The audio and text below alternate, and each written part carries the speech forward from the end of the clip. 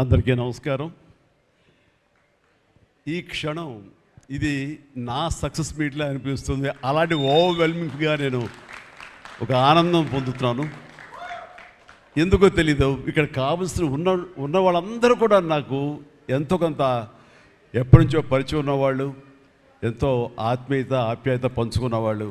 So వాళ్ళ ముఖంలో ఆనందం చూస్తుంటే కనుక ఇది నా ఆనందంలో అనిపిస్తుంది. ఈ సక్సెస్ మీట్ నా సక్సెస్ మీట్లా అనిపిస్తుంది.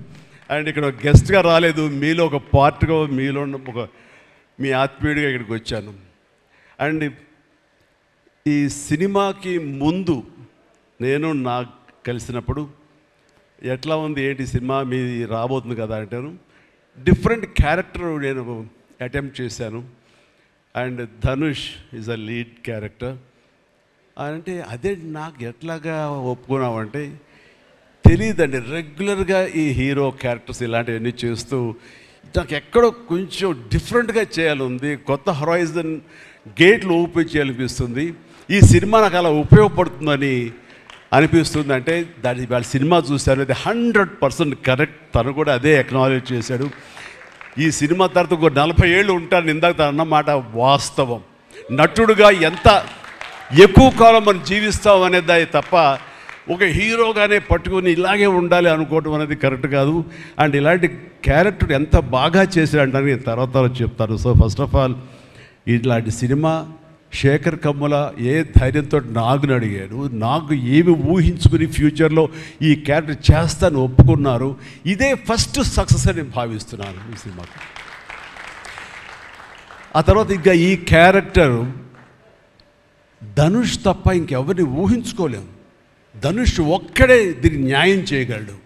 తన పెర్ఫార్మెన్స్ అనిపించింది క్యారెక్టర్ చూసిన తర్వాత. నిజంగానే తిరుపతిలో సినిమా చూస్తుంటే తిరుపతిలో ఓపెన్ చేసినప్పుడు కింద ఒక యాక్సిడెంట్ అయ్యే ముందు బెగ్గర్స్లో కూర్చున్నప్పుడు ధనుష్ అని గుర్తించాలి. నాకు ఆ పరిగెత్తేంతో నాకు గుర్తించలేకపోయాను. అంతగా క్యారెక్టర్లో యూ ఇన్వాల్వ్ సో మచ్. నీ గెటప్ కానీ అన్నీ కానీ సో అంటే అక్కడ తెలిసిపోతుంది తన డెడికేషన్ ఏమిటో ఆర్టిస్ట్ గారు అది. అండ్ ఈ సినిమా ఇది నేను ఒక ఎక్స్పీరియన్స్ తప్ప నాకు ఒక సినిమాగా నేను చూడలేదు, ఒక వాస్తవంగా జరుగుతున్నదిగా అనిపించింది నాకు. అండ్ శేఖర్ కమ్ముల డీటెయిల్డ్గా నేను మిగతా అందరి నుంచి మాట్లాడే ముందు అసలు నువ్వేమిటి, నీ ఆలోచన విధానం ఏమిటి అనేది ఇట్స్ ఎంటైర్లీ డిఫరెంట్.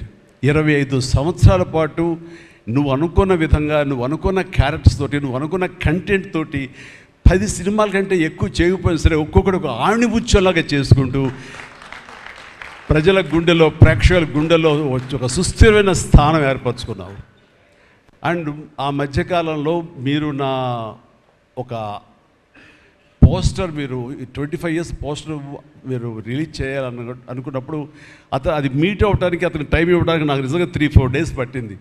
అంత పంతం అంత పట్టింపు ఏంటి నేనంటే, సార్ మీకు గుర్తుందో లేదో, మీ 88లో మీ సినిమా స్టేట్ రౌడీ షూటింగ్ ఈ రోడ్ల మీద జరుగుతున్నప్పుడు నేను ఫస్ట్ టైం మిమ్మల్ని చూశాను. నేను ప్రేమించే మనిషి నా ఎదురుగా ఉన్నాడు, కలిస్తే బాగుండు అనుకుంటే పోలీసులు ఎవరు రాని పరిస్థితి. కానీ మీరు ఎందుకు నన్ను చూసి ఇట్రా అని పిలిచారు, నన్ను ఒక్కడనే పిలిచారు, నేనే మీ దగ్గరికి వచ్చాను. నేను ఎందుకు పిలిచానంటే అతను అందరికన్నా హైట్ ఉన్నాడు కాబట్టి ఏదో తాపత్ర పడుతుంటే రమ్మని పిలిచి ఉంటాను తప్ప అతనేమనుకున్నాడంటే నా లోపల భావాలు కానివ్వండి, నేను ఆ ప్రేమ కానివ్వండి నేను వ్యక్తం చేయగలిగాను, అది కరెక్ట్గా కనెక్ట్ అయింది అని తను అనుకున్నాడు. బట్ ఏమనుకున్నా సరే వచ్చిన తర్వాత నన్ను మీట్ అయిన క్షణం ముందు వరకు భవిష్యత్తులో ఏం చేయాలో తెలియదు, ఎడ్యుకేషన్ ఉంది కాబట్టి ఎట్టెళ్ళాలో తెలియనటువంటి 17-18 years ఉంటాయి అప్పుడు అతనికి. 36 years అయిపోయింది కలిసి, ఫస్ట్ టైం కలిసి. ఆ క్షణాన నన్ను చూడగానే, నాతోటి కూర్చోగానే, నాతో మాట్లాడగానే, నేను నా షేక్ హ్యాండ్ తీసుకోగానే ఆ క్షణం డిసైడ్ అయిపోయింది. అంబిగ్యూటీ, డౌట్ లేదు, ఖచ్చితంగా నేను సినిమా ఇండస్ట్రీలో సెటిల్ అవ్వాలని ఆ రోజు నిర్ణయించుకొని తను చెప్పడం అనేది నాకు ఎల్లేని సంతోషంగా ఉంది. నేను గర్వించే, నన్ను ప్రేమించే మనిషి, నన్ను అభిమానించే మనిషి ఈ రోజున ఈ స్థాయిలో ఉండి ఇంతమంది చేత ప్రశంసలు పొందుతున్నాడంటే కనుక హ్యాట్స్ ఆఫ్. ఇది గర్వం నీవు కాదు, నీలాంటి వ్యక్తి నన్ను ఇన్స్పిరేషన్గా తీసుకుని ఇందులో ఇండస్ట్రీ వచ్చి నీ సొంత టాలెంట్ తోటి, నీ సొంత ఆలోచనతో, నీ కమిట్మెంట్ తోటి ఈరోజు ఈ స్థాయికి ఉన్నందుకు ఫస్ట్ ఆఫ్ ఆల్ ఈ సిల్వర్ జూబ్లీ ఇయర్ సందర్భంగా మనస్ఫూర్తిగా నా అభినందనలు మరొకసారి తెలియజేస్తాను శేఖర్ కమ్ముల ప్లీజ్. అంటే శేఖర్ కమ్ముల సినిమాలు నేను ఎప్పుడు చూస్తూనే ఉన్నాను, అన్నీ చూస్తాను దాదాపుగా.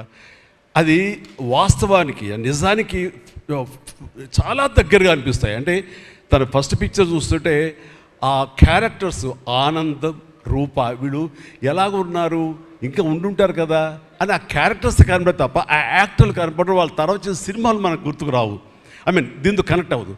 అలాగే ఫిదా, భానుమతి, వరుణ్, అలాగే ఈ ప్రతి సినిమాలో శ్రీరామ్, గోదావరిలో శ్రీరామ్, సీతా మహాలక్ష్మి, ఈ క్యారెక్టర్స్ కనపడతాయి. ఎందుకు చూడండి ఈ సినిమాలో కూడా ప్రతి ఒక్కళ్ళు ధనుష్ని దేవా అంటున్నారు, నా ఫ్రెండ్ ఏమో దీపక్ అంటున్నారు తప్ప పేర్లు పెట్టి ఎవరు పిలవట్లేదు, గుర్తుంచుకోవట్లేదు. గబుక్కుని దేవాను వస్తుంది. నాకు అలాగే అనిపిస్తుంది ఇప్పుడు. అంటే క్యారెక్టర్ని అంతగా ప్రొజెక్ట్ చేస్తారు. ఇంతకంటే బెస్ట్ ఎగ్జాంపుల్ లేదు. ఎప్పుడో చూసి సినిమాలకి ఆ క్యారెక్టర్స్ పేరు, నా సినిమాలో నా క్యారెక్టర్స్ నాకు పేరు గుర్తుండవు నాకు. అలాంటిది తన సినిమాలో క్యారెక్టర్స్ ఇప్పటికీ గుర్తున్నాయి నాకు. రూప అనే పేరు ఎందుకు గుర్తుందంటే అందులో తండ్రి పాత్ర మెంటల్గా రిటార్టెడ్ రూపాన్ని పిలుస్తాడు. ఆనంద్ అఫ్కోర్స్ హీరో పేరు, అది గుర్తుండిపోయింది. అట్లాగే వరుణ్ సినిమాలో ఫిదాలో భానుమతి సెపరేట్ కేజ్ అంటుంది కదా ఒక డైలాగు, సెపరేట్ పీస్ ఏదో అంటుంది. అలాగే హైబ్రిడ్ పెళ్ళి అంటుంది. అలాగా తన క్యారెక్టర్స్ గుర్తుండిపోతాయి. అది తన గొప్పతనం. అవి వాస్తవికంగా ఎక్కడో ఇంకా ఉండుంటాయి, వాళ్ళు ఎక్కడో జీవించుంటారు అన్న ఫీలింగ్ ఇస్తుంది. అలాంటి రియల్గా అతని కాన్సెప్ట్ కానీ అది చెప్పాలంటే అదొక పిచ్చి. నేను అనుకున్నది తప్ప ఇంకోలాగా కాదని. ఇందాక నాకు అన్నారు కదా, నేను మామూలుగా ఎప్పుడు నడిచొచ్చే విధంగా నడుచుకుంటూ వస్తుంటే నాకు అలా వద్దు ప్లీజ్, దయచేసి మీరు నా క్యారెక్టర్ నడవాలి. నీ క్యారెక్టర్ నడవాలంటే ఎలా నడవాలి తెలియదు నాకు. నాకు వచ్చిన నడకే ఇది అని చెప్పి ఇందాక ఇద్దరు అనుకుంటాం. నాకు తెలిసిన నడకే ఇది కాదండి, మీ హీరోలా నడుస్తున్నారు, స్టైలిష్గా నడుస్తున్నారు. నేను స్టైలా, నేను హీరోలాగనా అని అంటే కాదు అంటూ ఆ క్యారెక్టర్ చూస్తుంటే నాకు మీరు చాలా డిఫరెంట్గా కనపడ్డారు. నాకు రెగ్యులర్గా కనపడలేదు. మీకుండే ఆ కింగ్ నాగ్ అని కానీ ఆ గ్లామర్ మన్మధుడు యొక్క స్టైల్లో ఒక చామ్ ఉంటుంది కదా, ఈ సినిమాలో అది కనపడకుండా జీవితంలో నలిగిపోయినటువంటి, మానసికంగా ఫిజికల్గా నలిగిపోయినటువంటి ఒక మనిషి కనపడుతున్నారు. అది మీ క్యారెక్టర్ ఏంటి ఇలాగుంది నలిగిపోయినట్లుగా. బహుశా జైలు నుంచి బయటికి మళ్ళీ ఎప్పుడు వచ్చినప్పుడు మళ్ళీ ఫుల్ గ్లామర్లో కనపడతాడేమో సూటు గిట్టు వేసుకుని. అంటే అప్పుడు కూడా భారంతోటో మానసికంగా ఆ ఒక దీనితోటో ఆ సంఘర్షణతోటో ముఖంలో ఆ హెవీనెస్ తోటో జీవితంలో ఏదో పోగొట్టుకుని ఏదో సాధించాలని ఏదో అనుకోవాలని ఏదో రకంగా అయిపోయినట్లా ఈ పరిస్థితుల్లో అన్న మీమాంసలో నలిగిపోతాం. ఆ నలిగిపోవడం అనేది ఫిజికల్గా and appearance wise performance wise చూపించగలిగాడంటే అది హెడ్స్ ఆఫ్ నాగ్. మీరు అన్నట్లుగా ఇది మీకు డిఫరెంట్, ఇంకో కోణం నుంచి మీకు హొరైజన్ మీకు ఓపెన్ అయ్యింది, ఇంకొక డోర్ ఓపెన్ అయ్యింది. తద్వారా బోల్డ్ అని ఫెంటాస్టిక్ క్యారెక్టర్స్ వస్తాయి. అండ్ మీరు అనుకున్నది ఉంటుంది, మీ లాంజివిటీ ఇంకా పెరుగుతుందని అనుకుంటాను. మీ దోవలో నేను కూడా మీకు సమంగా నేను వచ్చేస్తాను నేను అనుకుంటున్నాను. అంటే ప్రతిసారి నాకు అన్ని విషయాల్లో కూడా నాకు సోర్స్ ఆఫ్ ఇన్స్పిరేషన్ అనిపిస్తుంది. అది హెల్త్ కానివ్వండి, కంపోజ్డ్ బిహేవియర్ కానివ్వండి, ఒక ట్రాంక్విల్ ఆలోచనలు కానివ్వండి, స్థితప్రజ్ఞత కానివ్వండి, ఏం జరిగినా సరే అంటే నవ్వుకుంటూ సరదాగా ఉంటాం. ఇవన్నీ చూస్తుంటే నాకు ఎంత ప్రశాంతంగా ఉంటుంది, ఎంత మానసికంగా ఉంటుందని. సో అలాగా ఈ ప్రొఫెషనల్గా కూడా ఈ సినిమాతోటి తను వెళ్ళే దారిలో వై నాట్ నేను కూడా రేపు పొద్దున ఏదైనా అవసరం వచ్చి ఓటీటీలో ఏదైనా సినిమాలు చేయాల్సి వస్తే కనుక ఏం ప్లాన్ నార్సింగ్ నువ్వే గబుని అన్నా కదా గబుకొని రెడీ అయ్యి వచ్చే రేపు పొద్దున ఇంటికి.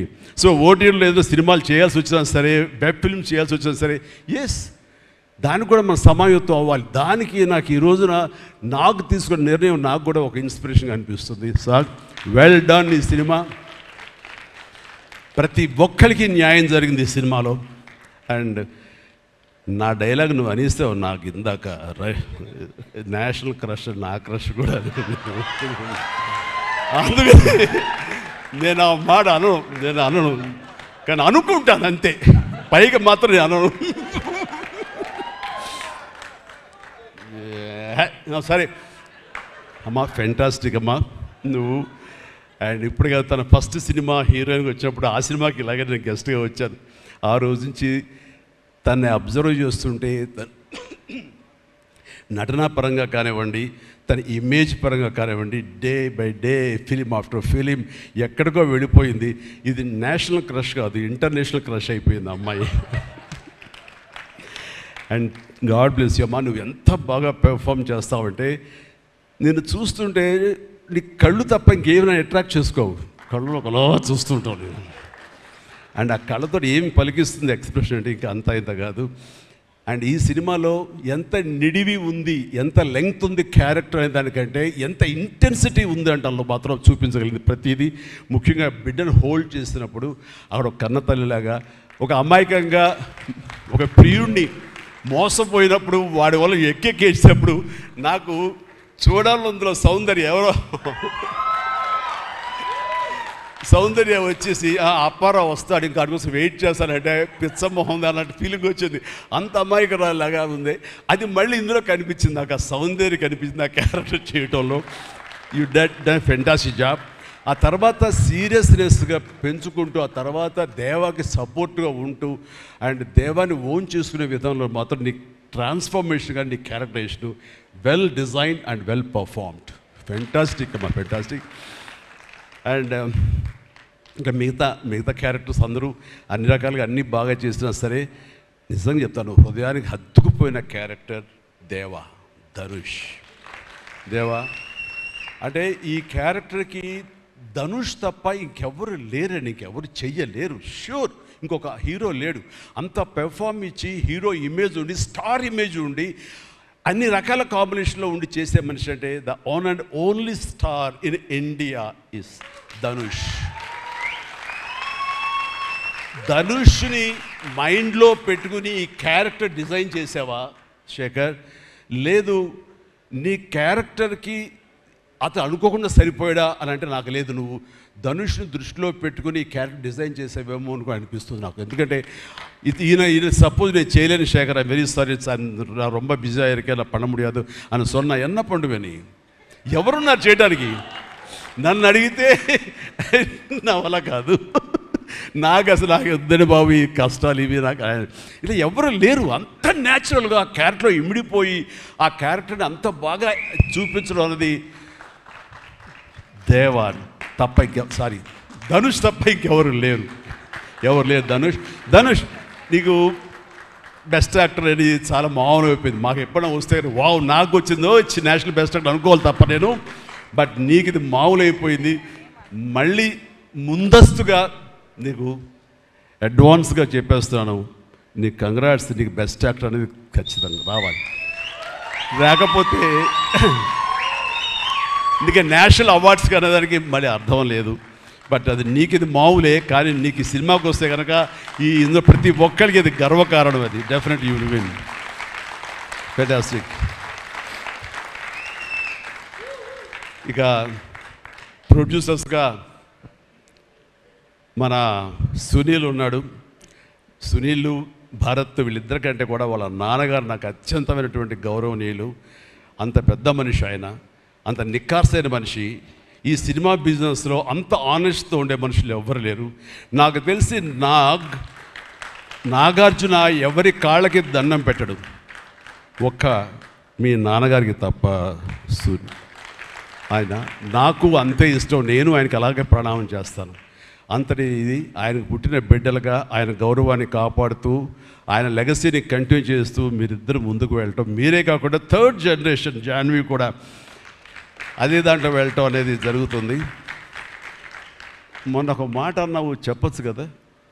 చెప్పనా? ఓకే సార్, మళ్ళీ మాకు సినిమా చేయాలి సార్. మీరు వద్దులేవా, మీరు అది రకరకాలు చేసుకుంటున్నారు కదా మళ్ళీ ఎందుకు అని. సార్, మా నాన్నగారు మీ సినిమాలో డిస్ట్రిబ్యూట్ చేసి మేము బాగా డబ్బులు గడించాం సార్ అప్పుడు నైజాంలో. మీరు అప్పుడు నైజాంలో మీ సినిమాలు అంటే నైజాం కింగ్ అనుకునేవాళ్ళం మేము. ఆ తర్వాత మేము కొంచెం ప్రయత్నం చేసాం సార్, మాకు బాగా డబ్బులు వచ్చింది సార్, కానీ అల్లు అరవింద్ గారు ఇక్కడ పెట్టేసరికి మాకు అవకాశం లేకుండా పోయింది.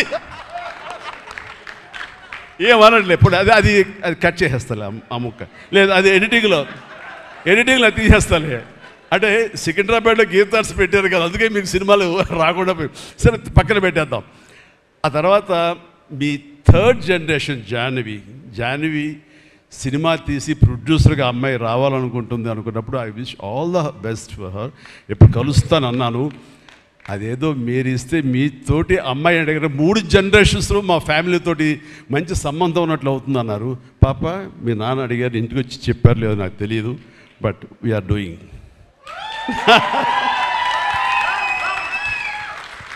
ధనుష్ చేసిన ఛాలెంజింగ్ లాంటి క్యారెక్టర్స్ వద్దమ్మా.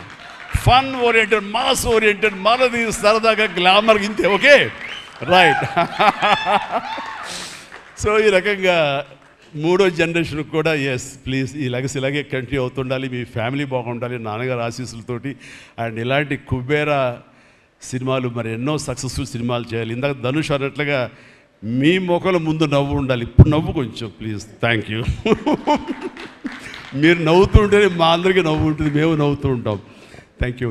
అండ్ మిగతా టెక్నీషియన్స్ పరంగా చూస్తే కనుక నికేత్ కెమెరామెన్, డిఓపి నేను ఎప్పుడు చూడలేదు. Hi Niket, I haven't seen your films. I don't remember even. But the way you are presenting yourself here is very much appreciable. I could see the energy, what you are pouring here, definitely it will reflect on the stage. Otherwise, Nagaja would have been praised you so much. And you also grab my attention. And future, I don't know, yes, maybe.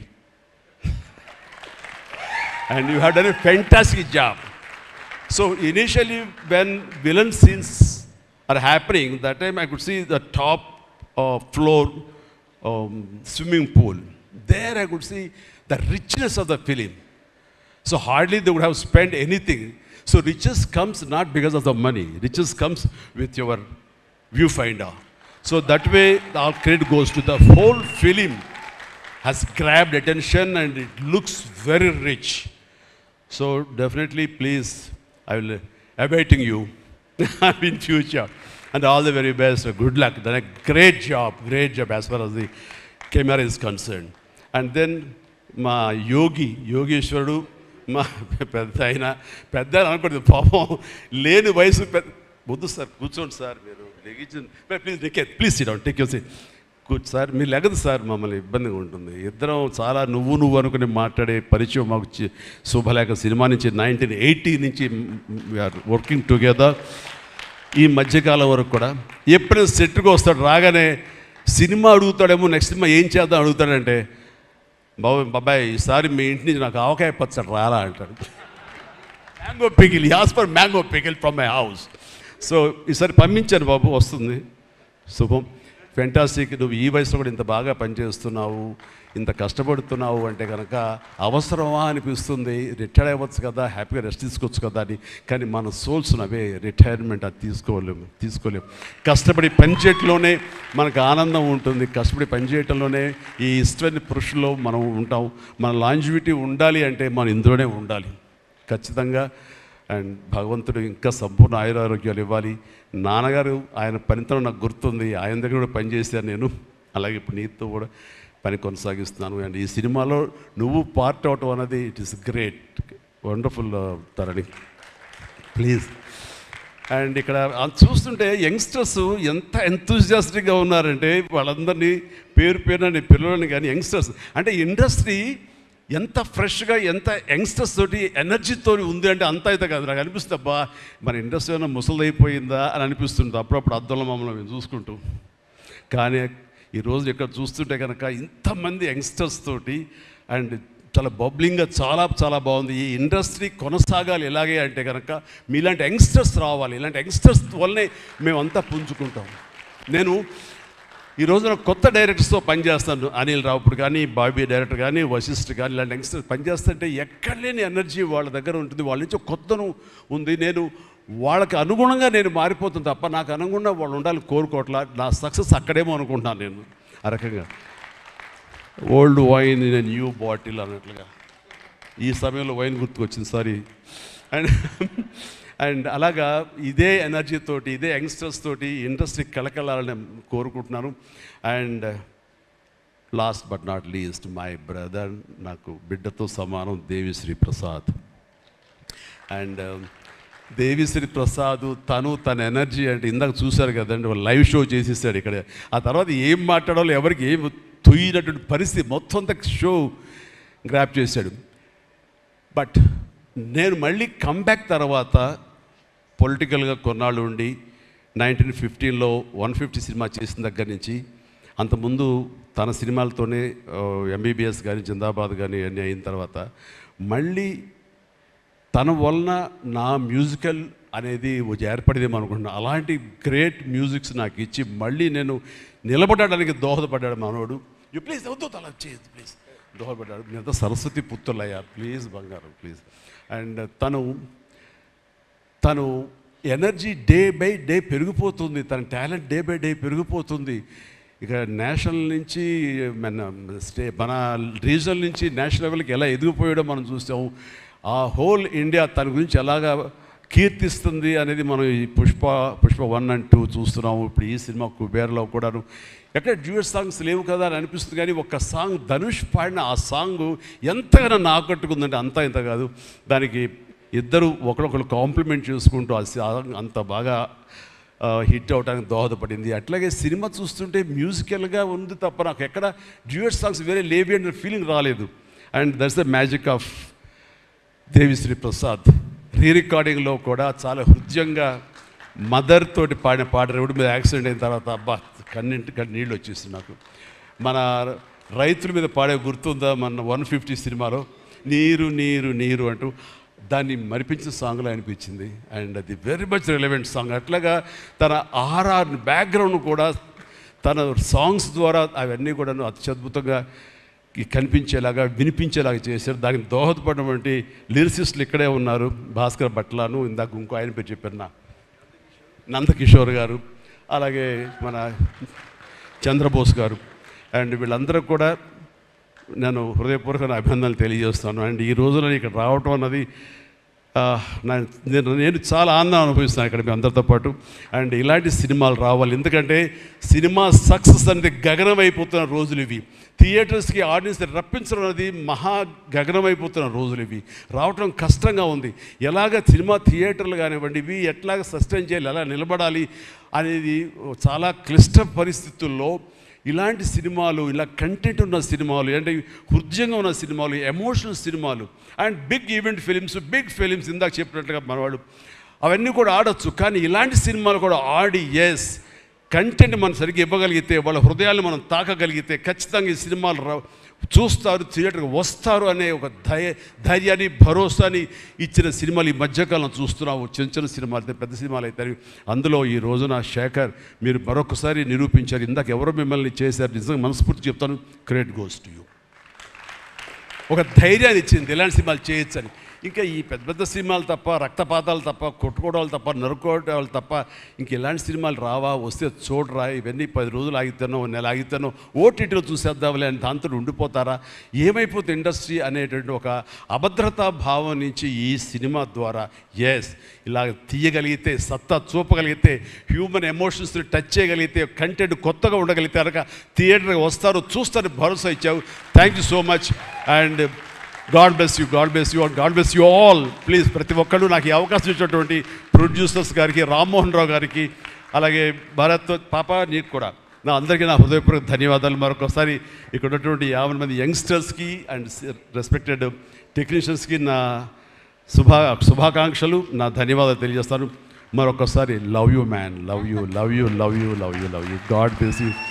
And ఇప్పుడు మీ దారిలో నేను నడుస్తాను. Follow the leader. Thank you, Shamala. You done a good job. God bless. God bless.